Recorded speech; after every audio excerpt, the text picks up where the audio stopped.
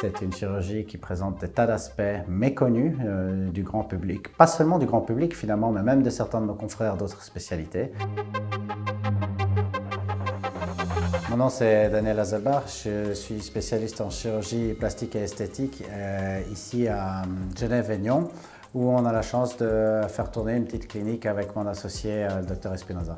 Mon nom c'est Daniel Espinosa, je suis chirurgien plasticien, je suis un des chirurgiens ici à la Lehman Aesthetic Clinic. J'ai toujours cru au travail en équipe. Je trouve que 1 plus 1 ça ne fait pas toujours 2. En faisant les choses ensemble, parfois vraiment on obtient plus. Ce que je trouve absolument fascinant, c'est que ça peut concerner un enfant jusqu'à une personne âgée, ça peut aller de la tête jusqu'aux pieds. Et cette diversité fait que c'est quelque chose que, voilà, une des rares spécialités que je me voyais faire toute une vie. La chirurgie esthétique se prodigue depuis la nuit des temps.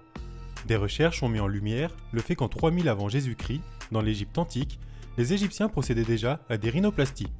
6000 ans plus tard, cette pratique s'est démocratisée et les techniques sont devenues plus sophistiquées. Décriée par certaines personnes pour les excès que cela peut engendrer, la chirurgie esthétique est une discipline au cœur de nombreux débats. Ce visage, c'est celui de Richard Apps. Il a, avec quelques autres chirurgiens de Marseille, mis au jour l'un des plus vastes scandales sanitaires de ces dernières années en France, celui des prothèses PIP. C'est qu'aujourd'hui, on est dans une banalisation de la chirurgie, qui est quand même un acte chirurgical, c'est-à-dire qu'il y a des risques et c'est pas n'importe quoi. Quelles solutions existe-t-il? Ce matin, on va vous dire quels sont les recours possibles en cas d'opération ratée. Au lieu d'améliorer les choses, quand on va trop loin, ça empire. Et on a l'impression que les femmes qui en font trop, elles ne s'en rendent pas compte. À Nyon et Genève, le docteur Haselbach et le docteur Espinosa ont mis un point d'honneur à pratiquer leur passion en évitant tout débordement. Et justement, retrouvons le docteur Daniel Haselbach avec notre première patiente.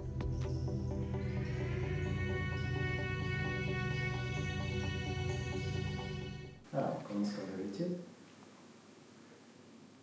Donc on dispose principalement de 2 types d'injections, 2 armes qu'on a à disposition pour lutter d'une part contre les premiers signes du vieillissement, mais aussi éventuellement améliorer certains traits du visage de quelqu'un. C'est d'une part le Botox et d'autre part l'acide hyaluronique. C'est 2 produits dont on a tous déjà entendu parler à de multiples reprises. C'est des traitements qui sont très médiatisés.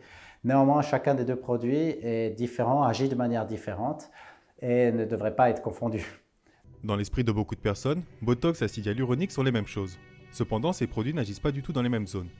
Le Botox ou toxine botulique neutralise l'action de certains muscles et va donc diminuer les rides, alors que l'acide hyaluronique, lui, permet simplement de combler certaines rides du visage en agissant directement sur cette dernière. Et dans ce cas-là, docteur, c'était... Dans le cas présent, c'était de l'acide hyaluronique, qui est un gel qui permet de redonner du volume à une zone, soit parce qu'on l'a perdu avec le temps, dans ce cas-là, ce serait un traitement anti-vieillissement, ou alors évidemment, donner un peu plus de volume à un endroit où on en voudrait un peu plus. Et pour le cas de la patiente, c'était une augmentation des lèvres à l'aide d'une injection d'acide hyaluronique. Tu penses que c'était juste de faire que le haut, du coup? Oui. Ouais. Comment tu trouves? 2. Assez ou pas? Oui. Ouais. Ok. D'accord. Top, merci à toi.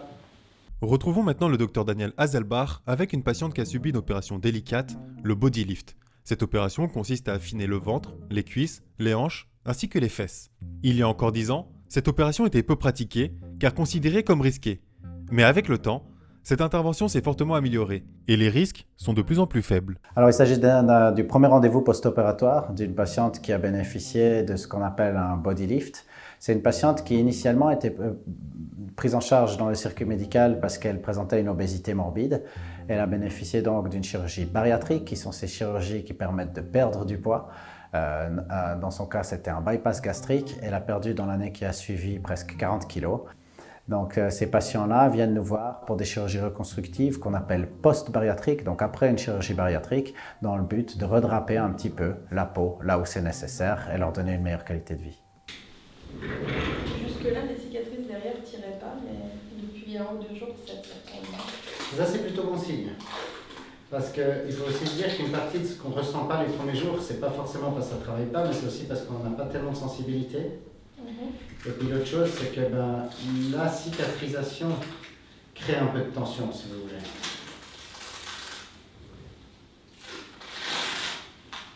Alors finalement, c'était quelque chose de relativement basique, c'était un premier changement de pansement. C'est des chirurgies qui engendrent des cicatrices relativement conséquentes, dont il faut prendre soin dans les premiers jours de l'évolution. C'était le premier contrôle après sa sortie de la clinique, environ à une semaine de l'intervention, et c'est un changement de pansement simple. Donc on enlève tous les pansements qui sont sur la peau même des stéristrips, par-dessus des pansements étanches qui aujourd'hui sont très pratiques, résistent à une rapide douche, permet au patient de faire sa toilette dans l'intervalle et voilà, s'assurer que la cicatrisation évolue comme il faut, qu'on n'est pas face à une complication avec une éventuelle infection cutanée, un lâchage de cicatrice, c'est des choses qu'on peut voir des fois. Et puis refaire un pansement propre pour le confort du patient jusqu'à la fois d'après. Ce genre de pratique montre la diversité qu'offre la chirurgie esthétique et la complexité que révèlent certaines des opérations. Mais cela prouve également que les augmentations mammaires et les rhinoplasties ne sont pas les seules demandes de leurs patients. Il n'y a donc pas que de l'esthétique pure, on va dire, dans notre pratique. Maintenant, c'est vrai que l'augmentation mammaire et les injections, ça reste une grande partie quand même de notre travail. Et il y a un petit peu de tout. Et ça rejoint un petit peu la diversité dont j'ai parlé avant et qui fait la richesse et l'intérêt de notre métier. Donc, encore un peu de patience jusqu'à la semaine prochaine. Semaine prochaine, on se revoit. Normalement, on enlèvera tous les pansements, en tout cas partout où c'est possible. Et puis, on commencera gentiment probablement à entrevoir le bout du tunnel. Et pour arriver à ce niveau d'exigence, il faut s'armer de beaucoup de patience et de travail. Nos deux docteurs vont nous faire un rapide résumé de leur CV. Alors oui, c'est un parcours assez long parce que c'est des études assez longues. J'ai fait la médecine en Amérique du Sud, de là où j'ai grandi, au Pérou. Je suis venu en Suisse plutôt j'étais intéressé à la chirurgie de la main, chose qui est assez développée en Suisse. J'ai beaucoup tergiversé déjà dans ma jeunesse, trouvé un petit peu ce que je voulais faire. Je pense que j'ai toujours eu un petit peu un côté scientifique et un intérêt à l'humain, comment fonctionnaient les choses. Depuis toujours. En faisant la spécialité vers la chirurgie de la main, on devait passer soit par la plastique, soit par l'orthopédie. J'ai choisi la voie de la chirurgie plastique. Et puis ensuite, le parcours il est assez long. C'est une formation de chirurgie de base, puis une formation de chirurgie plastique, reconstructive avant tout. Et c'est ce dans quoi je me suis orienté dans le début de ma formation surtout. Une fois que j'avais fini la formation, le titre de spécialiste, j'ai passé quelques années à plus développer le côté esthétique, chose qu'on n'apprenait pas complètement 100% à l'hôpital. J'ai toujours été quand même fasciné par cet aspect de pouvoir savoir qu'est-ce qui est beau, qu'est-ce qui fait que c'est beau. Je pense qu'on a tous un œil esthétique, on est tous capables de voir quelque chose ou quelqu'un et de dire si on trouve ça beau ou non. De pouvoir aller un pas plus loin et de pouvoir dire qu'est-ce qui fait que ce qu'on voit est beau ou non, c'est une étape supplémentaire qu'il est des fois difficile de franchir et puis c'est là tout l'intérêt de l'esthétique. Adeline, je voulais te parler de ce cas que j'ai vu cet après-midi. C'est une personne qui a été opérée, c'était à Paris il y a 3 ans. Pour question pratique, elle dit si on pouvait faire ça plutôt ici. Donc moi j'ai dit que oui, que c'est faisable. Ouais, mais c'est un cas que je pense que je vais réviser par voie ouverte. Et je me suis dit, est-ce qu'on fait ça par voie fermée? Mais tu es quasiment obligé d'aller voir pour être sûr de ce qui se passe. Ouais. Tu peux t'en sortir avec une voie fermée. Je pense que si tu veux être sûr d'être précis dans la révision. Ouais. Non, mais je pense on peut aussi commencer par une voie fermée élargie et ouvrir si nécessaire. Ouvrir si c'est nécessaire. On va voir la prochaine patiente. Tu te rappelles, c'est une patiente chez qui on a fait une rhinoplastie ça va faire 1 an, quelque chose comme ça. Elle vient parce qu'elle aimerait aussi faire une augmentation mammaire. Ça vient déjà rapidement discuter. Et alors, bon, je la verrai là pour l'augmentation mammaire, mais si tu veux voir son résultat à la rhino, je t'appelle. Très bien, voyons-la ensemble. Ouais, ok.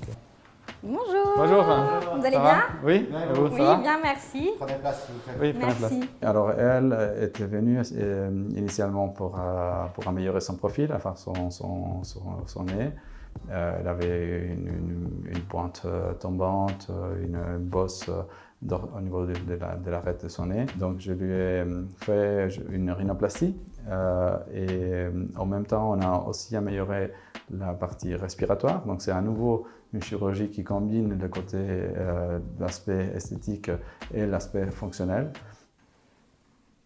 Ok, bon en tout cas là comme ça, elles sont bien ouvertes. Pour moi, de ce côté-là,